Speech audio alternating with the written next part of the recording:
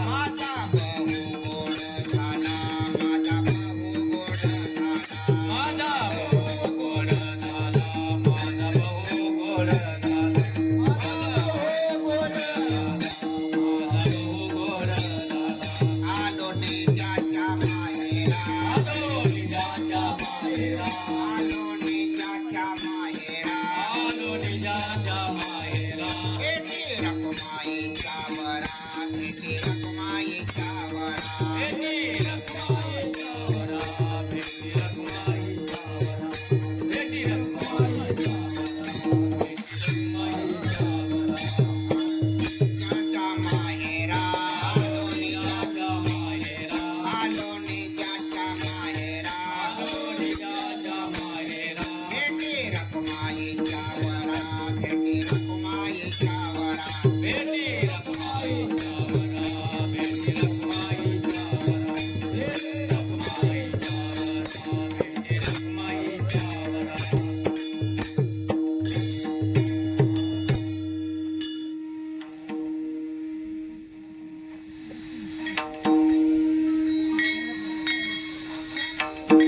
तुका म्हणे वाणे तुका म्हणे वाणे तुका म्हणे वाणे तुका म्हणे वाणे घेऊ आता गेली धने घेऊ आता गेली धने देऊ आता भेटी धने देऊ आता देऊ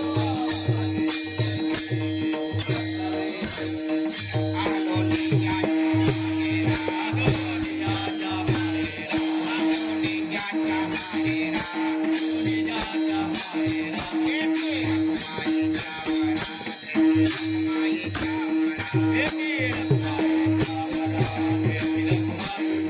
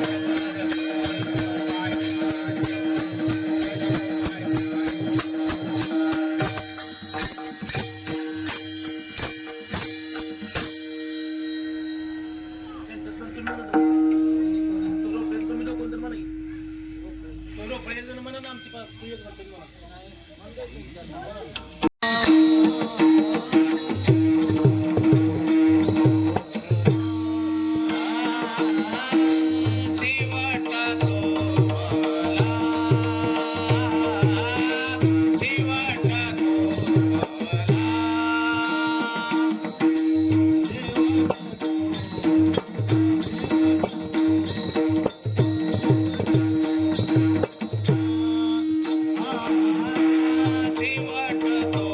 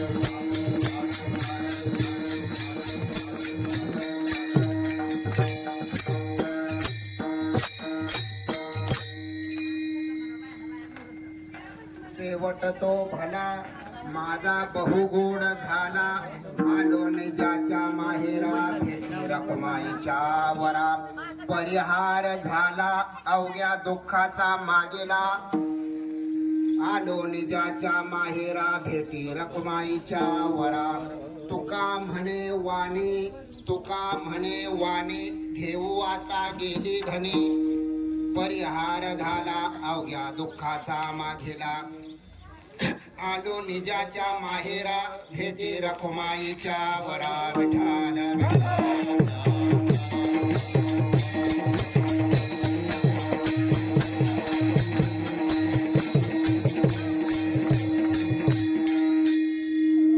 प्रस्तुत प्राप्त प्रसंगी चालू असणारा हा कार्यक्रम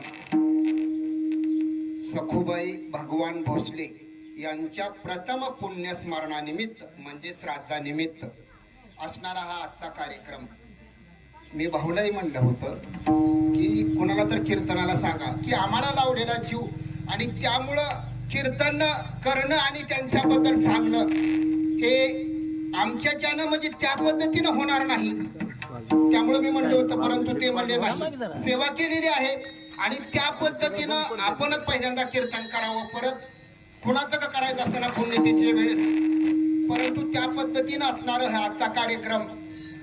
आणि आपला जो धर्माचा मला संप्रदायाचा जो दंडक आहे की जन्माला आल्यापासून शेवटच्या अंतिम संस्कारापर्यंत किंवा श्राद्धापर्यंत प्रत्येक प्राण्याला 16 संस्कार हे ठरलेले असतात.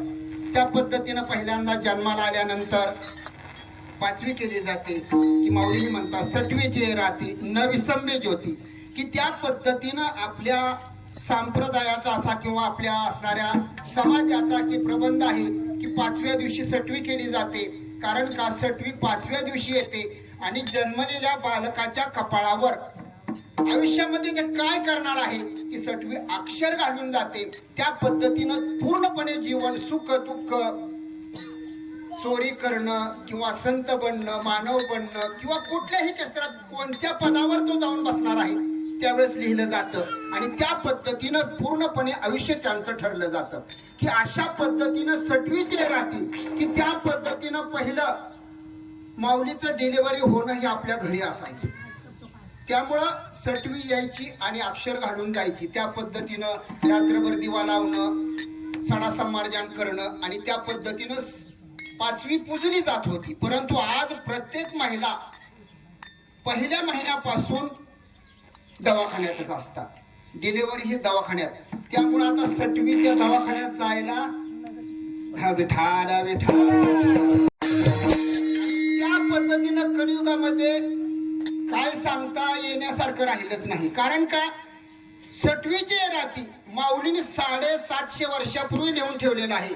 त्या पद्धतीनं सटवीनं ज्या पद्धतीनं अक्षर टाकलेलं आहे त्या पद्धतीनं त्याचं जीवन ठरलेलं असतं.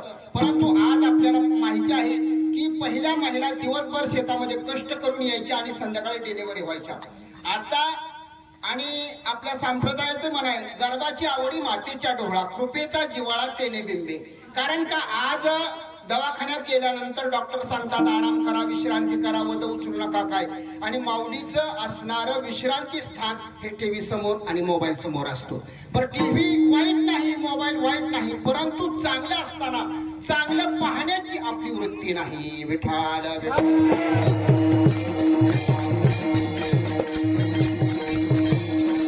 अशा पद्धतीनं असणारा हा सखुबाई भगवान भोसले यांचं असणारं प्रथम पुण्यस्मरण. आपल्याला आता सांगितलं की 16 संस्कार असतात की ज्या पद्धतीनं पाचवी केली जाते. परत 13व्या दिवशी पहिलं नाव ठेवलं जात असायचं. परत लग्न असू द्या, इतर असू द्या विधी. परत देहावर असणारा देहातून प्राण गेला की अंतिम संस्कार. आणि अंतिम संस्कारानंतर तिसऱ्या दिवशी असणारा आपण सावन्न म्हणतो, तिसरा दिवस सावन्न. त्याच्यानंतर 10वा आहे पिंड पाडणं. परत 13वा आहे गोडाचं करणं. आणि प्रत्येक महिन्याला मासिक आणि 12व्या मासिकाला असणार हे श्राद्ध. विठाल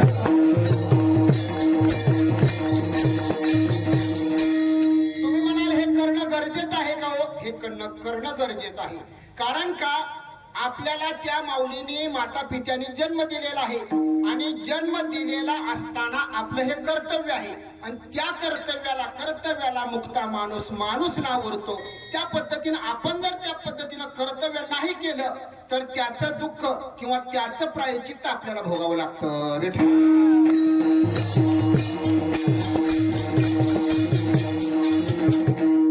त्याचं प्रायश्चित्त काय?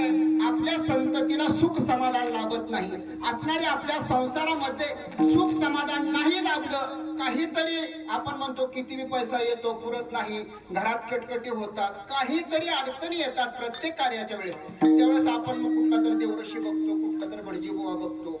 आणि परत त्यांना पाहिल्यानंतर परत ते सांगतात तुम्ही नागबली केला पाहिजे, पितृदोष आहे की अशा पद्धतीनं त्यांनी सांगितल्यानंतर परत आपण आडी खाऊन पिढी देतो. विठाल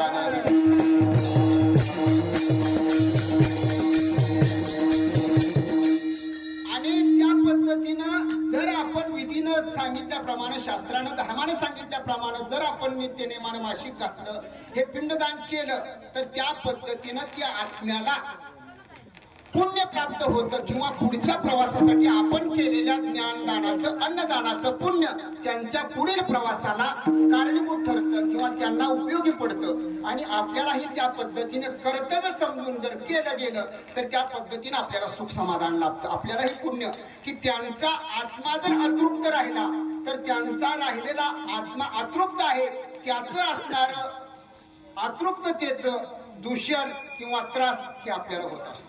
कारण का 13व्या दिवसापर्यंत आत्मा हा आपल्या घरासमोर भटकत असतो आणि 13व्या दिवसापासून त्यांचा वर्ष श्राद्धापर्यंत त्यांचा प्रवास वैतरणी नदी आहे की त्या पद्धतीनं आपल्याला गरुड पुराणामध्ये त्या पद्धतीने सांगितलेलं आहे की त्यांचा प्रवास चालू होतो आणि श्राद्धाच्या दिवशी पूर्ण प्रवास पूर्ण होतो. आणि श्राद्ध झाल्यानंतर पुढची गती काय, त्या वर्षभरात त्यांच्या असणाऱ्या संततीनं काय पुण्य केलेलं आहे, काय ज्ञानदान केलेलं आहे, अन्नदान केलेलं आहे, त्याचं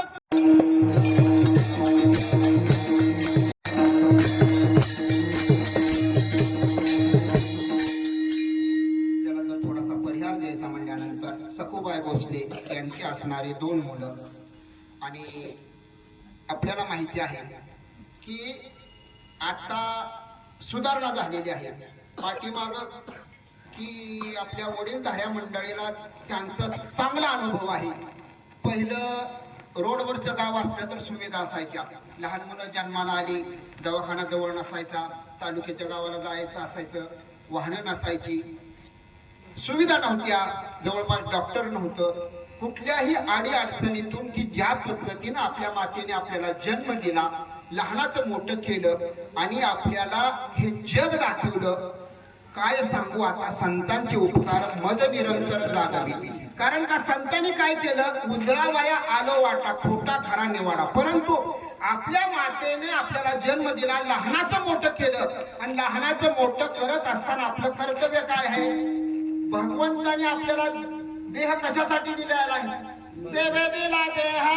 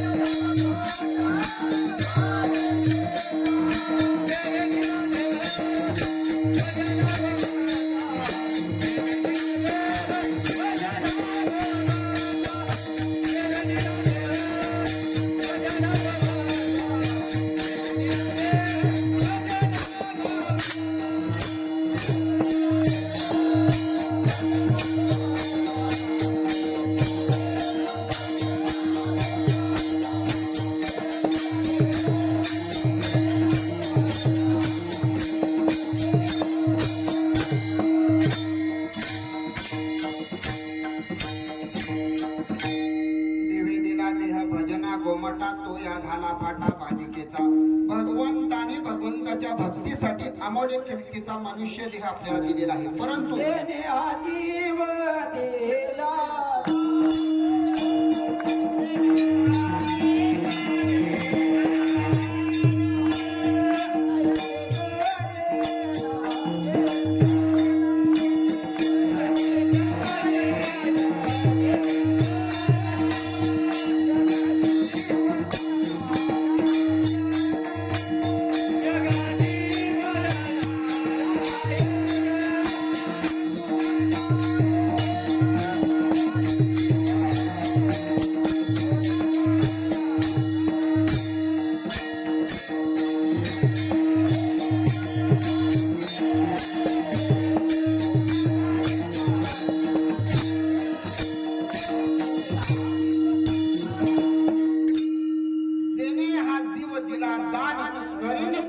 चिंतन गायीन गुण आवड की त्याला हा देह दिलेला आहे, त्याचा गुण काय. परंतु त्यासाठी आपण गर्भातून सुटका होण्याच्या वेळेस हात जोडून भगवंताला विनंती करतो, भगवंताला मला यातून सोडव, भगवंता मला यातून सोडव. या एक वेळा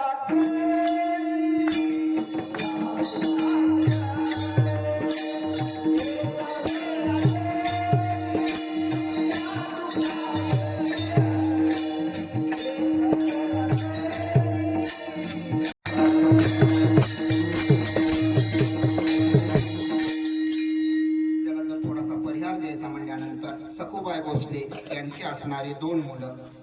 आणि आपल्याला माहिती आहे की आता सुधारणा झालेली आहे. पाठीमाग की आपल्या वडीलधाऱ्या मंडळीला त्यांचा चांगला अनुभव आहे. पहिलं रोडवरचं गाव असलं तर सुविधा असायच्या. लहान मुलं जन्माला आली, दवाखाना जवळ नसायचा, तालुक्याच्या गावाला जायचं असायचं, वाहनं नसायची, सुविधा नव्हत्या, जवळपास डॉक्टर नव्हतं. कुठल्याही अडी अडचणीतून की ज्या पद्धतीनं आपल्या मातेने आपल्याला जन्म दिला, लहानाचं मोठं केलं आणि आपल्याला हे जग दाखवलं. काय सांगू आता, संतांचे उपकार मज निरंतर जागावी. कारण का संतांनी काय केलं, उजळावाया आलो वाटा, खोटा खरा निवाडा. परंतु आपल्या मातेने आपल्याला जन्म दिला, लहानाचं मोठं केलं आणि लहानाचं मोठं करत असताना आपलं कर्तव्य काय आहे, भगवंताने आपल्याला देह कशासाठी दिलेला आहे, देवे दिला देहा देवे दिला देह.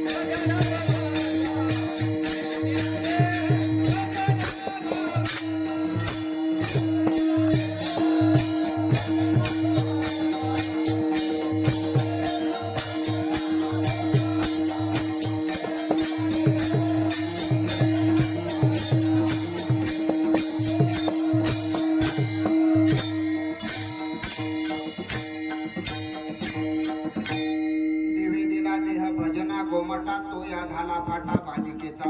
भगवंताने भगवंताच्या भक्तीसाठी अमोल किमतीचा मनुष्य देह आपल्याला दिलेला आहे. परंतु जीव दिला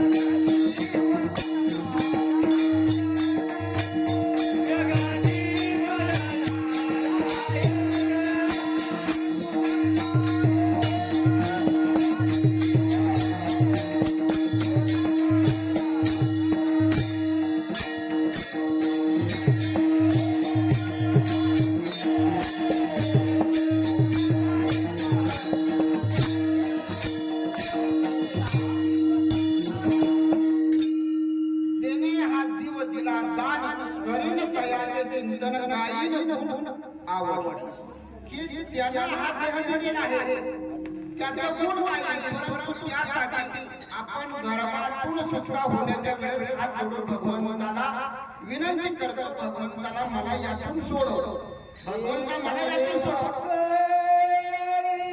या दुःखाने एक वेळा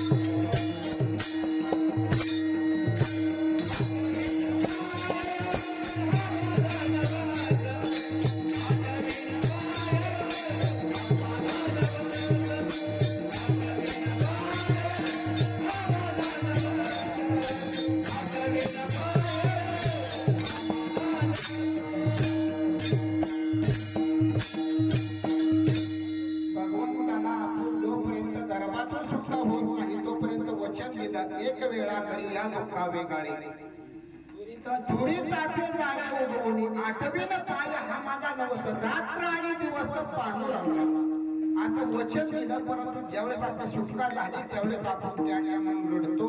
मी हे कधी म्हणलो होतो की आपण वचनाला जागा नाही, कारण का कलियुगाचा प्रभाव आहे. आपण आता कलियुगातील माणसं पावली शब्द बदलतात, नव वचनाला जागा राहत नाही. आता पहिली निष्ठावंत माणसं होती आणि भक्त पण निष्ठावंत होती. निष्ठावंत भाव भक्ताचा स्वधर्म निर्धार वर्म चुकू नये. पहिला मनुष्यच नाही तर मनुष्यात असणारा सालाचा गडी सुद्धा निष्ठेनं काम करत होता. मालकाच्या आदेशानुसार निष्ठेनं कार्य करत होता. नव त्या पद्धतीने त्यांचं काम करत होता. आज निष्ठा राहिली नाही, प्रेम राहिलं नाही की त्या पद्धतीने आपण करतो आणि वचन पावलं बदलतो. खोबरं तिकडे चांगलं. आता कलियुगात तर ज्याच्या नावानं उद करायचं त्यानं चहा पाजला की त्याच्या नावानं उद. पुढे गेला त्याने कोणी नाश्ता सांगितला ती सुटला त्याच्या नावानं उद. पुढे गेला कोणी आरतीवर सांगितली त्याच्या नावानं बोंबलतो. अशी आपली कलियुगातील धारणा आहे. परंतु त्या पद्धतीनं आपल्याला मातेनं जन्म दिलेला आहे, लहानाचं मोठं केलेलं आहे, आपण वचन दिलेलं आहे. परंतु त्यातून की आपलं पूर्वकर्म जर चांगलं असेल तर संगत चांगल्याची लागते. पूर्वकर्म जर दुस्तर असेल तर संगत व्यवस्थित नाही लागली की माऊली म्हणतात संताचे संगती मनोमार्ग गती 11वा श्रीपती येणे बनते.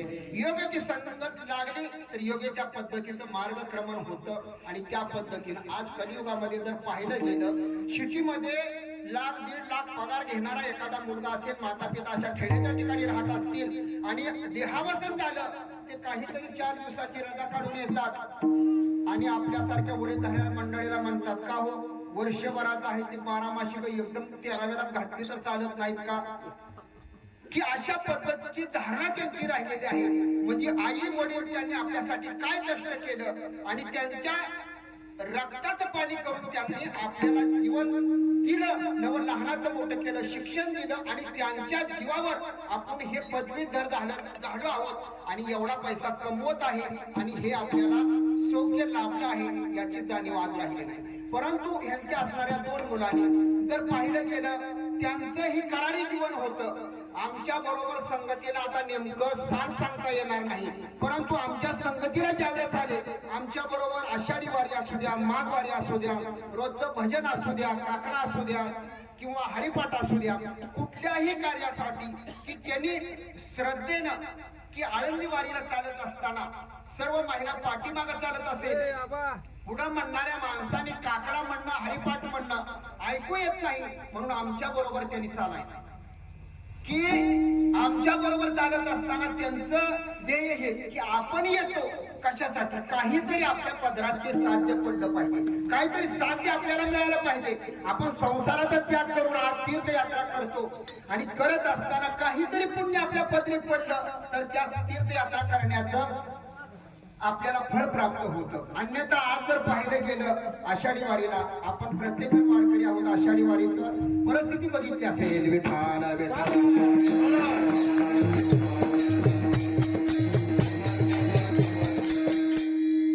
ह्या वर्षी या दिंडीत जायचं, पुढल्या वर्षी दुसऱ्या दिंडीत का हो, गेल्या वर्षी त्या दिंडीत काय म्हणला टायमाला चहा नसतो, टायमाला जेवण नसतं, व्यवस्थित करत नाही ती, कसं तर फळात पाणी करून घालते, ते भाकरी नीट भाजलेली नसते, त्या चपाती नीट नसते. त्या आपण तीर्थयात्रेला जायचं कशासाठी, भोजनासाठी नाही भजनासाठी. जिथं भजन चांगलं असेल तिथं आपण गेलं पाहिजे.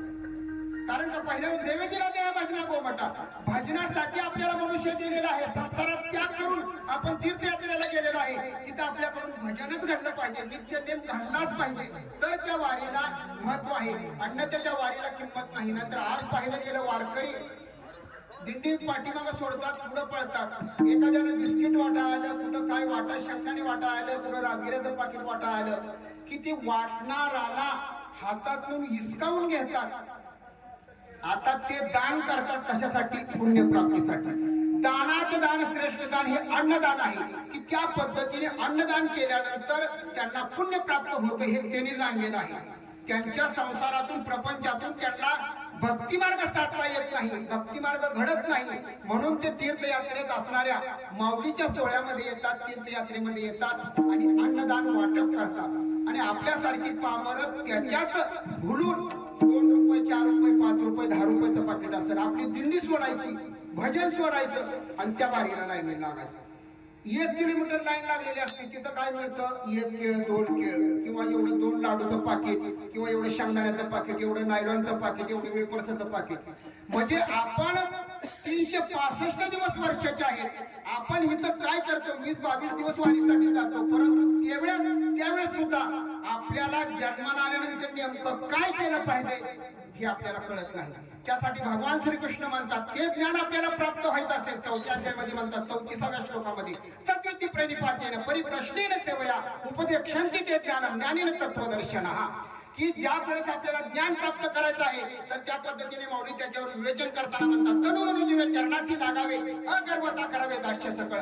आपण संतांची संगत केली पाहिजे. त्या नाशिवंत प्रपंचात राहून आपल्याला सत्य काय असत्य काय याचं ज्ञान नसतं. नेमकं जीवनाला आल्यानंतर आपण नेमकं काय केलं पाहिजे याचं ज्ञान नसतं. आपण वाजतचे बोंब कोणी नसते.